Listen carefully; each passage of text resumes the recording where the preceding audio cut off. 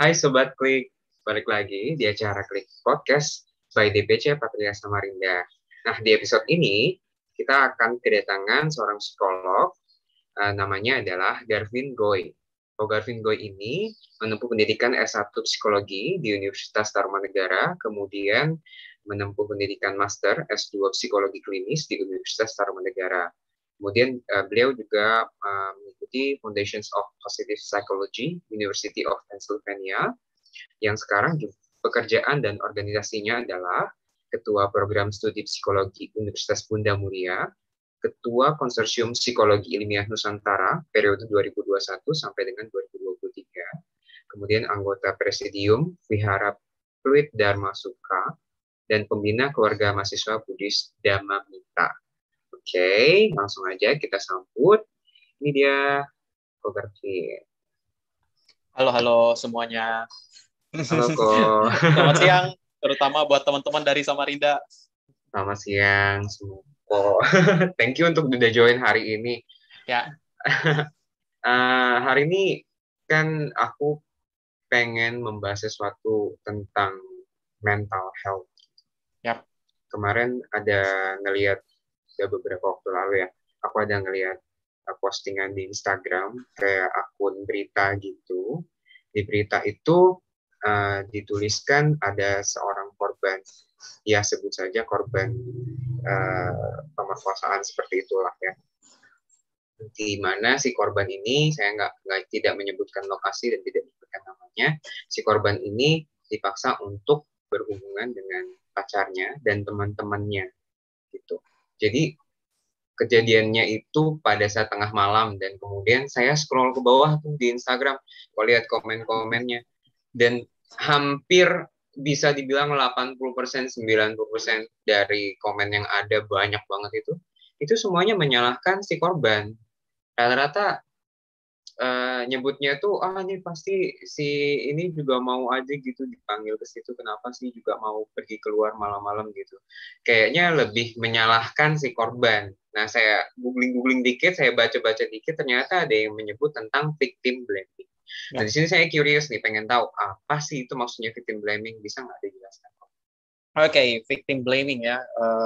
Dari terjemahannya kan menyalahkan korban gitu.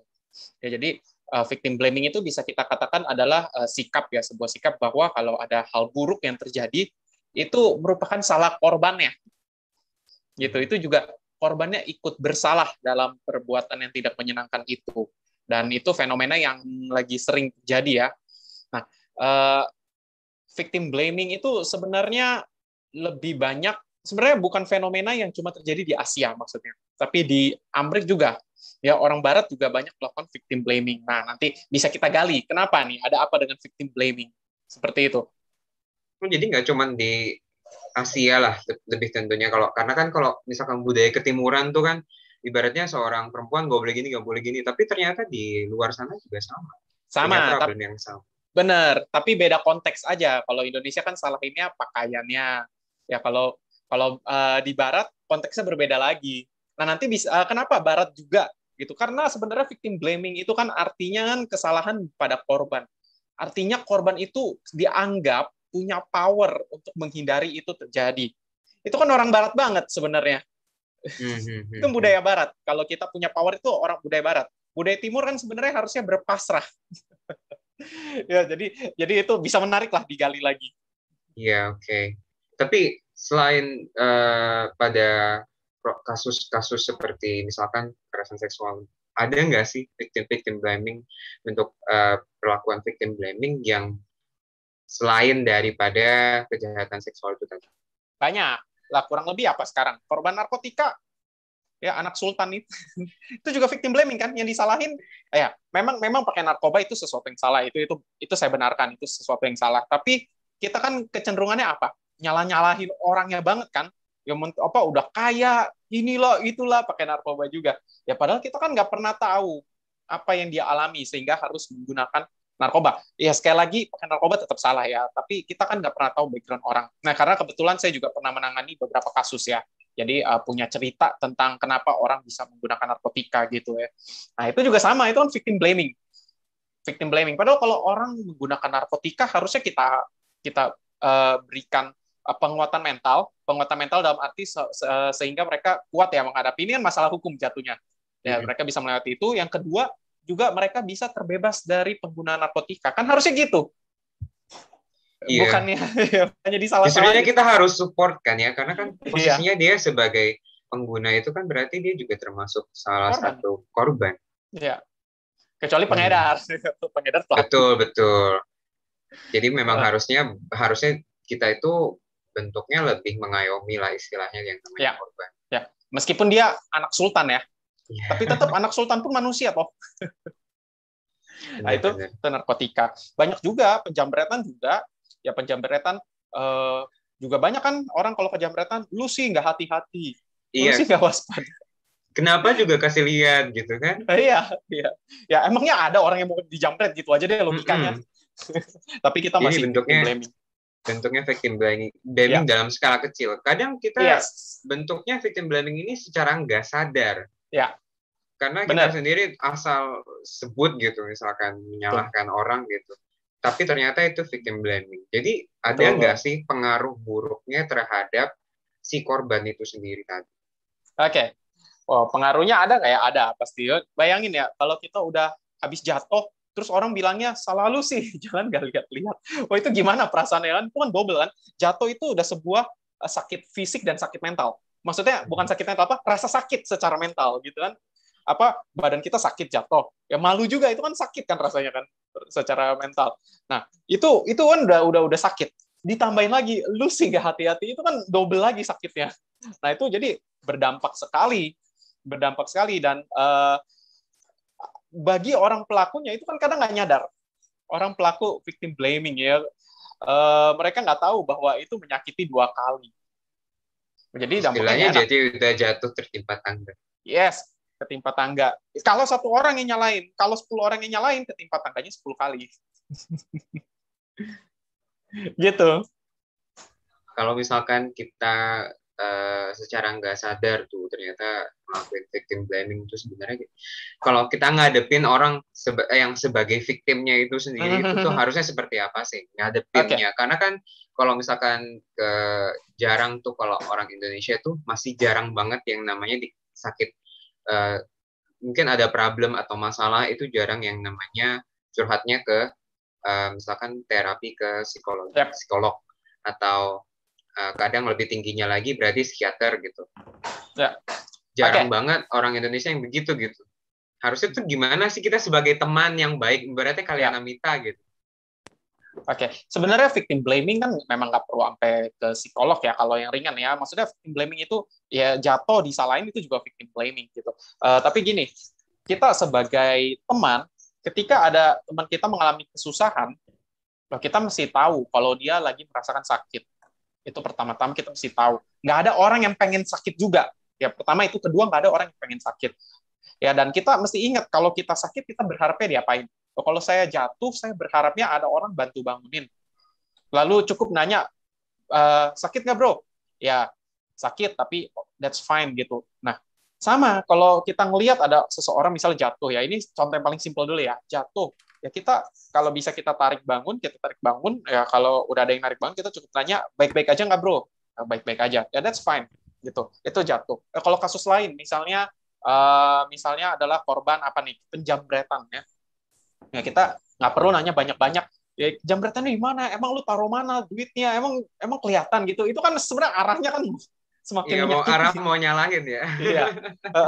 Cukup kita tanyain aja kejadiannya di mana gitu, terus ada luka nggak gitu, selain itu ada yang lain nggak gitu. Ya udah kalau dia baik-baik aja berarti baik-baik aja ya. Duduk dulu, minum dulu, karena orang kalau habis kejambretan kan shock ya. Minum dulu, tenangin dulu ya. Kalau dia mau diem aja nggak apa-apa. Kadang kita orang Indonesia kan merasa harus ramah-tamah ya, ditanyain terus ya, padahal bisa jadi orangnya nggak mau gitu ya. Itu penjambretan ya. Kalau mohon maaf pemerkosaan, itu lebih sadis lagi, itu kan lebih menyakitkan lagi ya. Nah ini banyak yang suka keliru. Mohon maaf, pemerkosaan itu kan sakit banget. Ya, sehingga lebih baik kalau kita ada temen ya, kita tahu ya dia mengalami pelecehan seksual gitu. Ya sama. Ya kita tanya, Jangan nanya detail gitu, emang lu pakai baju apa, emang waktu itu lu diajak kemana, kok lu mau sih ya, gitu. Kita cukup biarkan dia tenangin dulu, ya kita dengerin dulu, terus lu jangan nanya baik-baik aja atau enggak ya, itu jelas nggak baik-baik aja ya kalau kalau kalau sana ya. Jadi tanya, lu butuh apa sekarang, ayo duduk dulu, minum dulu, sama itu, duduk dulu, minum dulu, perlu gua hubungin siapa nggak. Nah biasanya kalau kayak gitu itu lebih sakit lagi ya. Jadi kalau kita sebagai teman, yang pertama-tama adalah kita beri ketenangan dulu. Ya itu kan abaya dana sebenarnya.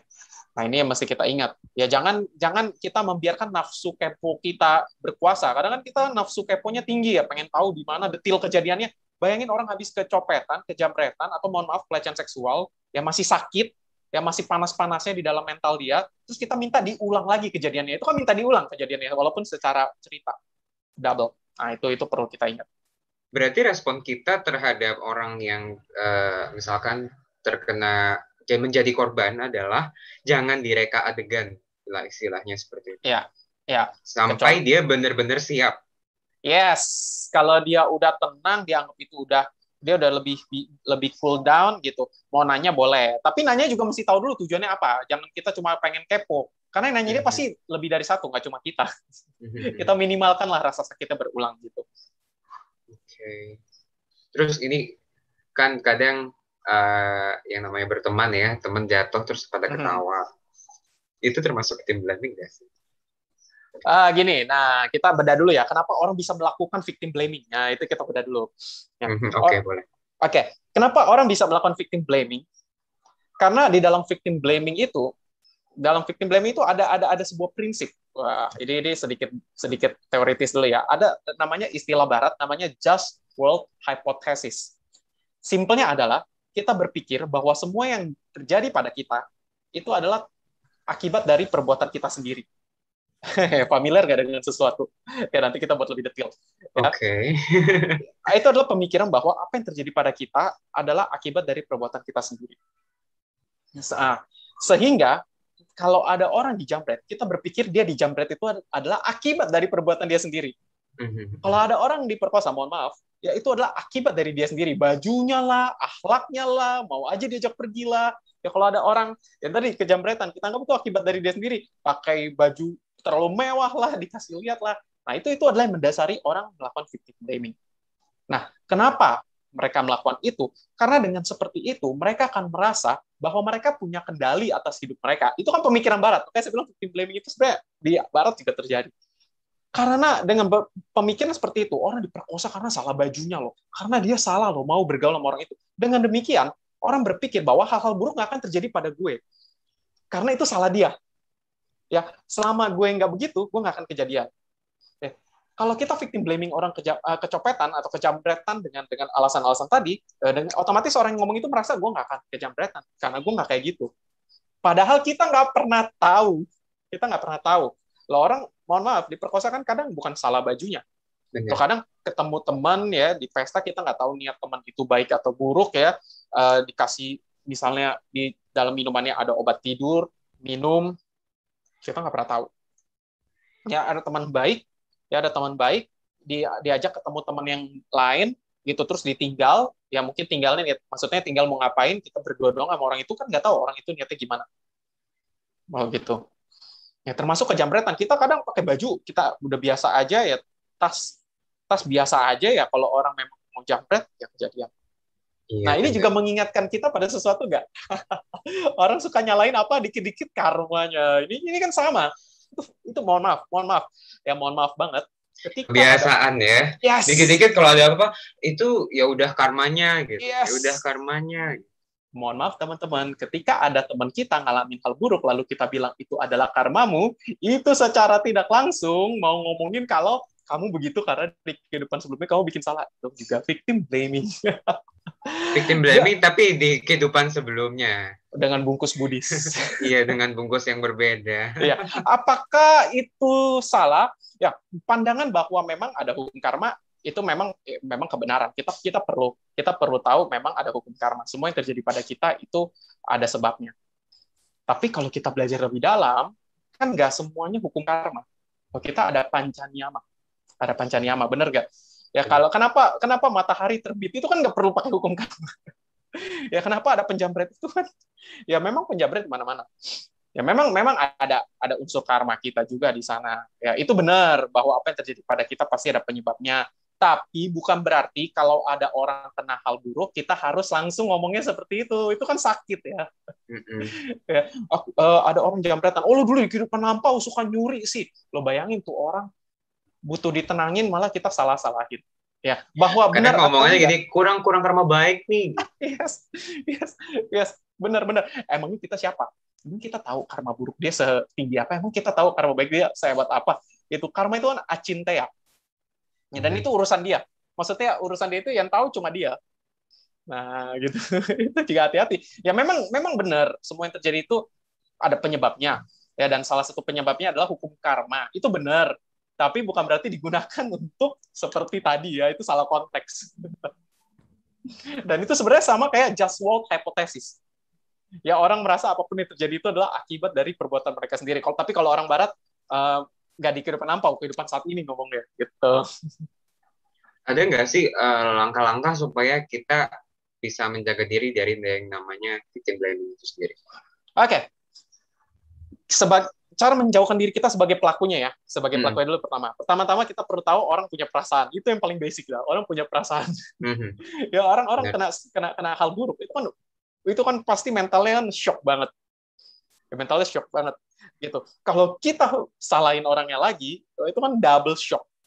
Ya, double shock itu jatuh tertimpa tangga. Nah, kita nggak perlu lah melakukan seperti itu. Dan kalau mau balik-balik ke karma, itu kita bikin karma buruk loh. Kalau mau balik-balik karma ya, kalau kan orang victim blaming suka ngomong gitu kan, ya itu karmamu gitu.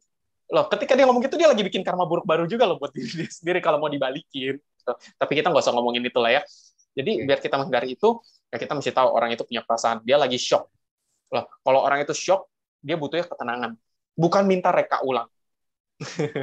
Bukan minta untuk dikasih tahu kalau dia salah. Itu nanti aja. Ya next time kalau dia udah tenang, kalau kita mau kasih saran ya lain kali bro gitu. Lu jangan lu jangan kelihatan gitu jam mewah kalau lagi pergi ke pasar gitu. Lu simpen aja gitu. Nah, itu boleh nanti. Ya itu benar tapi itu nanti. Kadang benar pun kalau konteksnya salah jadi salah. Itu pertama. Nah, atau gimana biar kita nggak jadi korban victim blaming yang kedua. Nah, ini kan susah ya. Ini kan orang lain ya. Kita nggak bisa kenalin orang lain. Yang pertama gini, kita perlu tahu memang nggak semua orang punya pengertian. Nggak semua orang punya kebijaksanaan. Kalau kita lagi mengalami kejadian buruk, lalu ada orang yang arah-arahnya ke sana, udah abaikan aja. Abaikan aja. Ya, nggak semua kesalahan itu 100% tanggung jawab kita.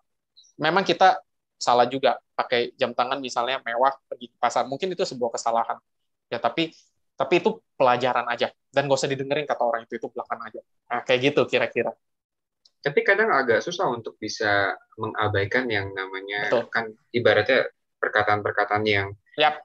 sedikit kesimpan gitu di memori, nanti kereka sendiri, ulang-ulang lagi nanti di dalam pikiran. Dan itu tuh jadinya beban sendiri kan. Betul. Dan kita manusia punya kecenderungan untuk mereka ulang secara otomatis loh. Jadi kayak saya misalnya amit-amit nih kecopetan ya, itu orang nggak usah tanya, saya juga mereka di dalam pikiran saya sendiri. Kan kita juga gitu. Kalau ada hal buruk terjadi, orang nggak usah nanya, kita pun kadang mengulang kan. Kita keinget. Nah itu aja kan maksudnya bayangin gitu kalau ada orangnya berkali-kali diulang gitu. Dan ketika kita berada di orang-orang yang cenderung mau menyalahkan kita ya, mau melakukan victim blaming, memang susah untuk tidak ingat. Nah, satu-satunya yang bisa kita lakukan kalau kita nggak bisa mengontrol pikiran kita saat itu karena mungkin masih shock, ya kita jauhi orang-orang seperti itu dulu. Kalau dia chat mulai mengarah ke sana ya kita nggak usah balas dulu deh. Kalau dia mulai nelpon nanyanya ke arah sono, kita alihkan aja deh pembicaraannya, atau nggak usah direspons, atau minta sorry ya istirahat dulu deh. Gitu, kita jauhkan diri kita dulu. Ya demi diri kita sendiri dulu. Ya Bu, itu bukan egois ya. Itu karena kita dalam kondisi lagi shock kalau kasus-kasus berat. Tapi kalau kasus-kasusnya jatuh kan nggak terlalu berat ya. Jatuh terus diketawain, ya sudahlah. Gitu. Itu biasa cenderung bisa kita lupakan seperti gitu. Ya sudahlah. Gitu. Terus kalau kadang nih akibat tadi kan berulang-ulang ke RK gitu kan ada nggak sih, pernah nggak sih orang yang sebagai korban terus dia lama-kelamaan timbul yang namanya kayak trauma, Oh ya, terus akhirnya trust issue muncul. Bisa nggak sih kayak gitu? Dan kalau udah terjadi itu kayak gimana? bisa. Mohon maaf, korban pemerkosaan itu kan traumanya pasti dalam. Ya itu pasti dalam. Apakah akan muncul trust issue? Pasti. Ya pasti. Dia kalau lihat lawan jenis atau yang mirip dengan pelakunya ya, baik itu secara fisik atau dari segi kepribadiannya, pasti dia langsung tidak percaya. Ya bisa jadi juga dia nggak percaya nanti dengan lawan jenis. Ya jadi nggak mau membuka hati ke lawan jenis. Itu pasti terjadi gitu. Atau pasti dalam artinya bukan pasti 100% ya, tapi kemungkinan besar terjadi. Ya karena itu kan cukup dalam ya kalau traumanya seperti itu. Atau ketika penjamretan, ya akan muncul trust issue nggak? Ayo muncul. Ngelihat orangnya dengan ciri-ciri yang serupa dengan pelakunya pasti lain kali takut kan. Tapi itu juga sekaligus membuat kita lebih waspada sebenarnya. Ya jadi ketika orang mengalami hal buruk, terus kena victim blaming, ya akan muncul trauma. Trauma itu sebenarnya bisa jadi dua pilihan. Mau kita jadiin racun atau mau kita jadiin obat. Kalau kita jadiin racun, kita akan tenggelam ya dalam trauma itu terus-menerus. Ya, jadi dampaknya negatif. Tapi kalau kita mau jadiin obat, itu kan jadi kewaspadaan. Ya, tapi lagi-lagi itu sangat juga bergantung pada respons orang-orang terdekatnya. Kalau misalnya kita kena kejadian buruk, disalah-salahin, nggak ada yang support, otomatis kejadian buruk itu akan kita jadikan racun, kita jadikan trauma yang membuat kita nggak berkembang. Tapi kalau orang di sekitarnya mau kasih support, orang itu bisa menganggap itu trauma itu diubah jadi obat. Lain kali dia lebih waspada. Nah, balik apa pesan yang mau saya sampaikan? Maksudnya teman-teman, walaupun kita hidup based on karma kita sendiri ya, itu benar based on karma kita sendiri. Tapi karma itu kerjanya nggak sesimpel yang kita bayangkan. Karma itu kan sangat rumit. Ya, jadi sikap kita ke orang lain ya itu juga penting gitu. Walaupun karma itu melekat pada diri sendiri ya, nempelnya gitu. Jadi, tapi bukan berarti kita nggak perlu peduli sama orang lain. Kita juga tetap peduli. Karena bisa jadi apa yang kita lakukan berdampak ke mentalnya dia, mengondisikan dia.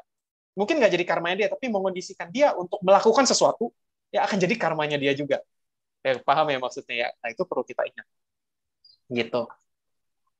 Jadi salah satu langkahnya juga berarti dari dalam diri sendiri kan. Kalau misalkan Ya, kita juga jadi korban, berarti kita juga harus aware, oh ini what should I do gitu, what should ya. I think gitu, apa yang harus saya lakukan, apa yang harus saya jadikan ini sebagai pelajaran kah, atau Ya, jadikan ini sebagai hal yang membuat saya jatuh lagi gitu. ya. Jadi sebenarnya kan semua dari kesadaran masing-masing ya, Betul, kemampuan kita. betul. Jadi Tapi awareness itu sendiri. betul. Ya, tapi ingat, ketika orang itu nggak bisa ubah itu jadi sesuatu yang baik bagi dia, itu juga nggak 100% salah dia. Karena kita walaupun kita bilang kita budaya ketimuran, kita sesungguhnya nggak timur-timur amat loh. Ini sorry itu saya. Kita bilang kita timur, tapi kita nggak timur-timur amat, itu buktinya udah budaya barat. Kita mengadopsi beberapa budaya barat. Dan salah satu budaya barat yang kita adopsi sekali adalah kita menganggap diri sendiri itu faktor penentu segalanya. Itu barat banget. Trauma, dia nggak bisa mengubah trauma itu jadi sesuatu yang bermanfaat bagi dia gitu ya, nggak bisa menjadikan pengalaman buruk jadi pelajaran. Kita salahin orangnya lagi, lu sih negative thinking, itu victim blaming kedua kalinya barusan. Ya lu sih nggak bisa positive thinking gitu, lu sih nggak bisa menjadikan itu sebagai pelajaran. Nah itu hati-hati ya, karena pada kenyataannya manusia itu tidak dipengaruhi oleh dirinya sendiri saja. Manusia itu sangat dipengaruhi oleh lingkungan, sangat, bahkan pengaruh lingkungan lebih besar. Artinya Garvin menjadi seperti ini bukan faktor pribadi, lebih besar faktor lingkungannya. Garvin bisa jadi seperti ini, keluarga mendukung pendidikan.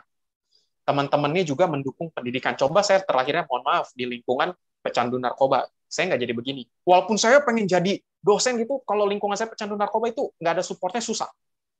Saya mau kuliah disuruh nganter narkoba, ketangkep, kuliahnya bubar. Ya, nah ini balik lagi. Jadi orang itu mau menjadikan pengalaman buruknya sebagai pelajaran atau tidak, itu juga butuh kita loh. Kita juga butuh support loh. Ya, saya mau balik ke pesan itu lagi. Ya, orang itu butuh support gitu. Seperti itu sih pesannya. Jadi ingat syair di Manggala Suta nggak sih? Ya, Bergaul dengan orang bijaksana. Betul, betul. Karena itu fungsinya. Kalau kita ngalamin hal buruk, ada orang bijaksana yang bisa kasih arahan. Gitu. Oke, itu soal victim blaming. Udah. Tapi di Indonesia tuh masih sering sih, keselnya itu aja. Ya, Kalau soal victim blaming ini, tahu-tahu nggak sadar gitu victim blaming, tapi udah victim nyakitin blaming aja. plus gibah. Nah, itu udah Iya, combo menyakitkan. iya kalau misalkan langsung disebutkan ke orangnya. Kalau dimain di belakang. Ya, Tapi kalau ngomong-ngomong soal victim blaming, ada juga istilah yang lain, namanya playing victim. yes. Ya, orang yang bersedia. Ini dia malah pengen gitu ya dianggap korbannya. Iya, jadi ada yang namanya victim blaming, tapi ada yang namanya playing victim. Ini tuh sering juga saya dengar gitu. Uh, dasar playing victim, dasar playing victim. Gitu. Ya, Playing victim tuh gimana sih? yaitu dia mengambil secara sukarela mengambil peran sebagai korban. Ya, itu biasanya tujuannya untuk melarikan diri dari tanggung jawab. Ya, gue juga dirugikan atas hal ini, kan otomatis dia nggak bertanggung jawab. Padahal mungkin dia yang harus bertanggung jawab. Nah, itu sesuatu yang berbeda lagi dan menarik lagi. Ya, itu banyak kejadian juga. Ya, tujuannya sebenarnya ke arah sana. Dia mau melarikan diri dari tanggung jawab. Ya, tapi tentu kita mesti lihat konteksnya ya. Orang banyak juga yang memang dia tanggung jawabnya lebih banyak di dia. Maksudnya kesalahan itu lebih besar karena dia yang melakukan. Biar dia selamat, dia mainnya victim blaming. Itu juga banyak. Playing victim, playing victim. Itu juga sering kejadian. Wah, itu lebih seru lagi. Banyak kejadian juga di lingkungan kita. Jadi, kita satu sisi victim blaming, satu sisi playing victim. Berarti apakah dua-dua ini bagus? Tidak, tidak kan, jelas. Enggak lah. Playing victim itu buruk banget. Menjauhkan kita dari rasa tanggung jawab. Kalau kita misalkan menjadikan, memposisikan diri, misalkan kita memang korban, terus kita playing victim itu apakah termasuk kayak melebih-lebihkan gitu? Kalau kita kejamretan, lalu kita bilang, ya gue kehilangan, gue juga nggak mau kehilangan, itu bukan playing victim. Memang dia victim. Berarti kadang orang salah kaprah dengan istilah playing victim. Iya. Soalnya kadang yang memang korban, dia kayak gitu tadi, misalkan, oh aku udah kehilangan gini, terus malah disebutinnya playing victim gitu. Berarti sebenarnya yang menyebut playing victim itu adalah victim blaming, sedang melakukan victim Bisa blaming. jadi. Ya. Bisa jadi. Tapi playing victim itu contohnya biar lebih enak ya rasanya. Misalnya gini nih, kita janjian nih jam 1 mau ngobrol gitu. Terus saya misalnya bangun kesiangan lah, anggaplah ya saya bangunnya jam 2 udah pada nungguin nih. Terus itu kan sebenarnya saya salah, itu udah sangat jelas gitu. Terus saya playing victim, saya nggak mau bertanggung jawab, saya nggak mau disalahkan. Nah, saya akan menggunakan kesalahan yang lain. Iya, misalnya, iya nih soalnya semalam gue tidurnya subuh.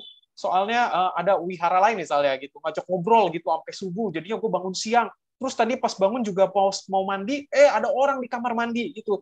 Terus gue juga gini gitu. Nah, itu baru playing victim tuh. Padahal ngomong kasarnya itu kan sebagian besar kendalinya di tangan dia. Dia kan bisa semalam itu nggak memenuhi ajakan untuk ngobrol sampai subuh. Itu kan bisa dihindari. Nah, itu sesuatu yang bisa diantisipasi, dia malah nggak antisipasi, terus dia nggak mau disalahkan. Jelas-jelas dia yang salah gitu, dia nggak mau disalahkan. Nah, itu playing victim.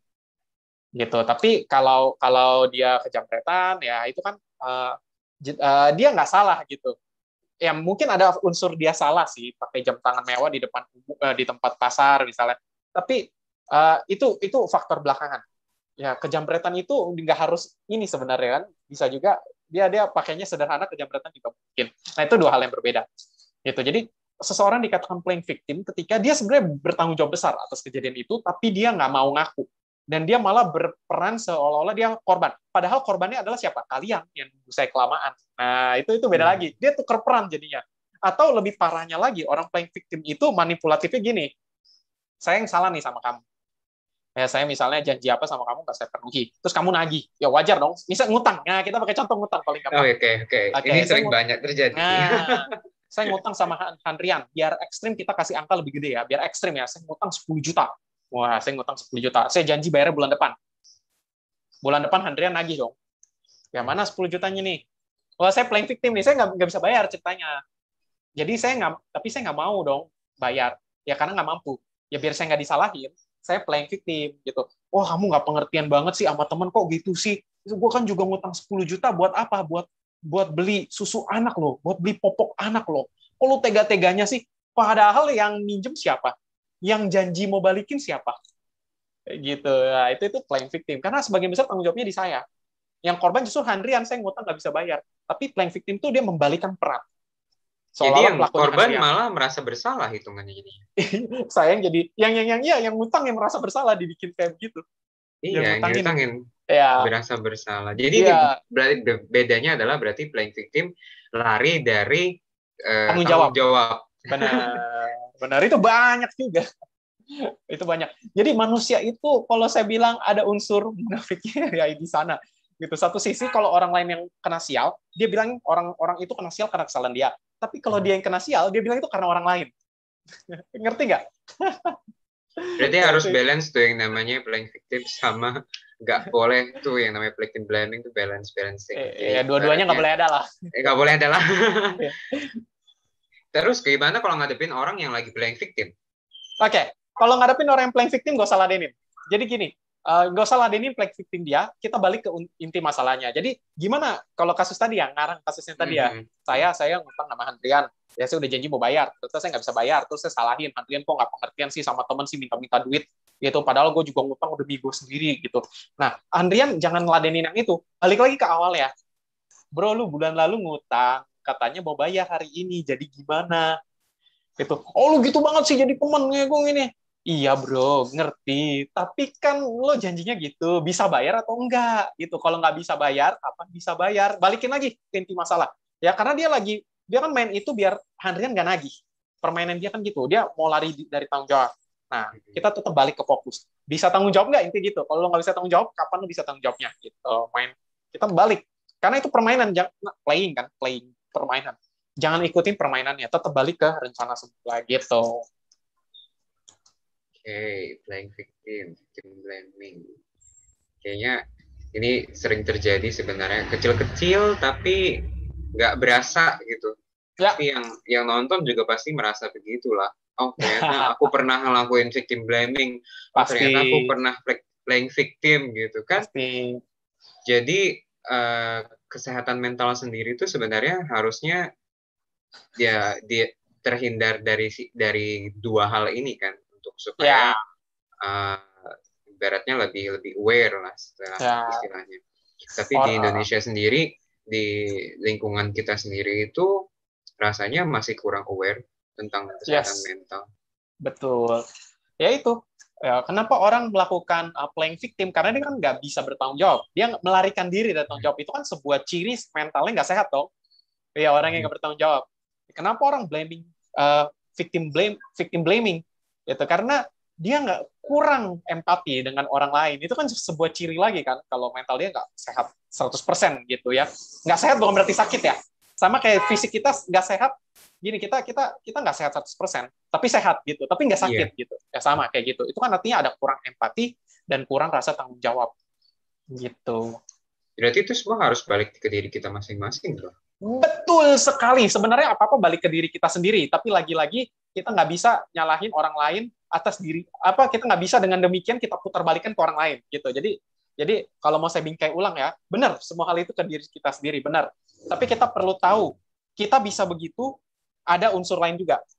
Ya, ada unsur Garvinnya, ada unsur lingkungan Garvinnya. Nah, jadi ketika ada orang lain yang nggak bisa menjadi seperti kita, nah kita kan suka gitu, gue aja bisa, masa lo nggak bisa? Ketika ada orang lain nggak bisa kayak kita mesti ingat, mungkin faktor lingkungannya yang berbeda.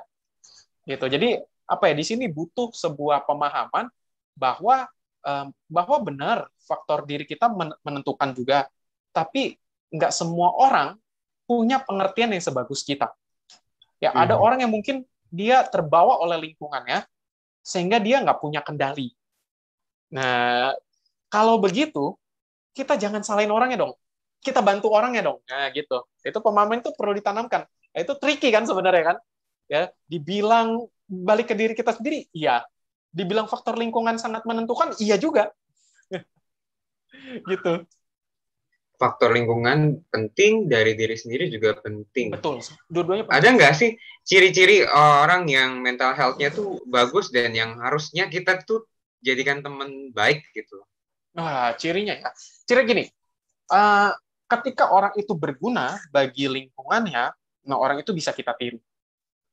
Ya, orang itu berguna bagi lingkungannya, nggak harus materi. Tapi misalnya dia ke orang lain bisa memberikan rasa aman, dia ke orang lain bisa memberikan support, orang lain pun sama dia kelihatan respect gitu. Ya, itu perlu kita tiru. Itu orang-orang yang berguna secara sosial. Dia yang kehadirannya di sosial itu membuat orang merasa tenang, membuat orang merasa terbantu, itu perlu kita tiru. Karena lingkungan lagi kurang itu. Lingkungan lagi kurang itu. Dan trennya teknologi membuat kita semakin mikirin diri kita sendiri. Mikirin postingan Instagram kita sendiri, mikirin mikirin pencapaian kita sendiri. Jadi jarak. Nah, ketika orang nggak bisa punya pencapaian kayak kita nyalain orang lagi. Gua dulu berusaha keras, berhasil, gitu. Lu cuma kurang usaha, beda lagi, Mas Bro. Gitu. Jadi bentuknya itu kalau yang kayak gitu main privilege gitu. Iya, sebenarnya. Nah, itu maksud saya. Ya memang benar, kerja keras bikin kita sukses. Tapi privilege juga ngaruh dong. Ya, papa saya pedagang doang, pedagang biasa aja, toko kelontong gitu. Saya kerja keras bisa sukses nggak bisa, tapi suksesnya tentu beda dengan sukses orang yang lahir bapaknya sultan, dia kerja keras sukses, beda level kan. Gitu. Jadi kita nggak bisa bilang pukul rata semua orang kurang usaha, itu nggak bisa. Ya, ada teman saya kerja keras, tapi dia perlu membiayai banyak hal untuk keluarganya. Ya kita nggak bisa bilang dia kurang kerja keras dong. Gitu. Nah itu perlu diingat gitu, standar orang-orang itu berbeda. Kita nggak bisa nyalain orang itu kurang kerja keras, itu victim blaming lagi. dia kerja keras tapi karena ya keluarga dia mungkin terlilit hutang, kita nggak pernah tahu ya, atau orang tuanya salah satu nggak bisa nyari uang lagi sehingga dia yang jadi tulang punggung ya, sehingga dia nggak bisa kaya raya walaupun dia udah kerja keras gitu ya. Membanding-bandingkan ya berarti Yes, juga termasuk victim blaming. Benar banget. Cuman kan zaman sekarang ini, apalagi pada saat masa pandemi ini kan orang-orang tuh bersirkulasinya di internet, sirkulasinya di media sosial, info atau masalah apa-apa juga komentarnya cepet banget tuh di internet. Gimana caranya supaya kita itu jempolnya nggak asal nyebut gitu, ngomentarin atau apapun, apalagi kan masalah apa-apa dikit-dikit masalahnya tuh berbau sensitif lah ibaratnya. Oke, pertama, nggak semua hal harus kita komentarin, itu kita perlu tahu. Nggak semua hal harus kita komentarin, karena netizen itu kan pengen mengomentari apapun. Kalau saya lihat kasus apapun masih dikomentarin seolah-olah ya, padahal kan enggak. Kita cukup baca aja, pesan yang bisa diambil kita ambil, kita nggak usah komentar apa-apa kan bisa. Pertama itu ya, sehingga jari kita nggak gatel. Ya, kedua, kita perlu tahu komentar yang kita tulis itu nggak bisa dihapus lagi. Mungkin, bisa kok bisa dihapus. Rekam jejak itu nggak pernah hilang. Archive-nya kan digital. Ada. Iya, sebenarnya ada archive-nya kan. Ya, bahkan kita hapus foto kita dari Facebook, itu servernya Facebook tetap ada sebenarnya, archive-nya tetap ada. Yang nggak benar-benar hilang. Gitu. Jadi kita juga perlu tahu, ya kita mungkin berpikir mencela orang dengan komen itu menyenangkan, tapi mungkin begitu 10 tahun lagi kita udah lebih dewasa, kita malu, atau ada jejak itu yang membuat kita kesulitan. Ya, contohnya 10 tahun lagi misalnya saya mau kerja, ya ada peluang kerja bagus di perusahaannya siapa gitu. Ternyata ada jejak digital 10 tahun yang lalu saya pernah mencela konglomerat ini, kan batal di pekerjaan gitu. Walaupun kita hapus ternyata archive-nya ada. Gitu. Nah, itu harus ingat ya. Jadi dua hal. Pertama, nggak semua hal harus kita komentarin, nggak semua hal itu urusan kita. Yang kedua, kita perlu ingat apa yang kita ketik itu akan terekam selamanya. Siap nggak? Kalau nggak siap jangan gitu. Berarti bijak-bijaknya aja lagi sendiri. Yes, betul. Oke, berarti ini tipsnya, ada tips-tips lagi nggak kok yang mau di-share? Kalau saya lebih lihatnya adalah kita sebagai manusia mesti bersikap lebih seperti manusia. Kita sebagai manusia harus bersikap lebih seperti manusia. Ya, kita Homo sapiens. Sapiens itu artinya bijaksana. Ya, cerdas. Ya, jadi Homo sapiens itu adalah makhluk yang cerdas, makhluk yang bijaksana. Ya, tapi kok semakin hari kita semakin nggak bijaksana. Ya, semakin suka menyalah-nyalahkan orang. tapi giliran kita yang salah, kita nggak mau disalahin. Bener. Nah, itu kan jadi makin nggak bijaksana. Kita perlu kembali lagi bahwa ketika orang lain berbuat salah, ya kita nggak perlu nyalahin. Ya, mau bilang dia salah boleh, tapi ada cara yang lebih elegan. Misalnya dengan nanya, misalnya memang orang itu misalnya bersalah ya, kayak tadi pagi deh contoh ya di grup WA saya, tim pemimpin kebaktian ya di sebuah wihara gitu. Ya ada yang nugas, dia udah tahu dia mau nugas, dia nggak persiapin apa-apa. Jadi misalnya 9 kebaktian mulai jam 9 dia belum siapin paritanya, belum siapin apa-apa sehingga harus terlambat nungguin dia doang. Nah, itu kan jelas kesalahan dia. Nah, tapi kita nggak perlu gitu ngomong langsung, oh salah lu nih, nggak siap, nggak bertanggung jawab, nggak perlu. Ya dia sendiri pasti udah merasa bersalah sebenarnya, dia pasti tahu dia salah. Ya kita bungkus aja ngomongnya gitu. Bisa nanti, ya nggak harus saat itu juga, bisa nanti kebaktian selesai, ya bisa nanya gitu. Ya next, tahu ya, kalau tugasnya jam 9, jam 8.30 harus siap-siap. Itu kan nggak perlu menyalahkan orang ya kan, tapi orang itu tetap belajar dari kesalahannya. Nah itu kita perlu kayak gitu stylenya. Nggak usah nyerang. Ya, kita perlu balik lagi berpikir, kita mau kasih tahu dia demi kebaikan dia atau demi ego kita. Kalau mau demi ego kita, nyalain orang kan enak, memuaskan ego kan, gue lebih hebat, makanya gue salahin lo. Nah itu kan ego, dan itu ego udah pasti nggak baik. Tapi kalau kita benar demi kebaikan dia, berarti ngomongnya dengan cara yang seperti tadi. Gitu. Banyak orang kan pembenaran, gue nyalain dia demi kebaikan dia juga. Bukan, kalau lu nyalain dia dengan serang-serang dia, itu mau memenuhi ego lu mau menunjukin kalau lu lebih hebat daripada dia. Itu nggak perlu. Kalau lu benar demi dia, lu bisa dengan cara yang lebih baik. Ya, kayak tadi misal contohnya gitu. Ya, jadi saya WA gitu. Lain kali udah tahu ya gitu. Kalau waktu jam 9, setengah 9 disiapin. Ya udah, kita nggak perlu ngomong yang menyalahkan dia lagi. Dia pasti udah merasa bersalah. Itu yang pesan dari saya. Kedua, kalau kita yang salah, ya jangan melarikan diri dari tanggung jawab ya. Karena kita kan kita nggak mau disalahin karena malu. Tapi sebenarnya jauh lebih malu ketika kita salah, kita nggak mau tanggung jawab, itu jauh lebih malu. Orang tahu, tapi orang ngomongnya di belakang. Orang pasti ngomongin, si Garvin salah, tapi dia nggak mau ngaku, ya udah deh. Itu kan jauh lebih memalukan. Dan lebih baik kita minta maaf. Itu jauh lebih elegan. Ya, itu jauh lebih elegan, jauh lebih bagus. Ya, dan orang yang berani ngaku salah itu justru orang yang bijaksana. Karena dia tahu nggak ada orang yang sempurna. Seperti itu pesan dari saya 2 ya. Ya, jadi simpelnya nih, kita harus memperhatikan ego, 1. Ya. Yang 2, minta maaf itu tuh bukan hal yang salah. Ya.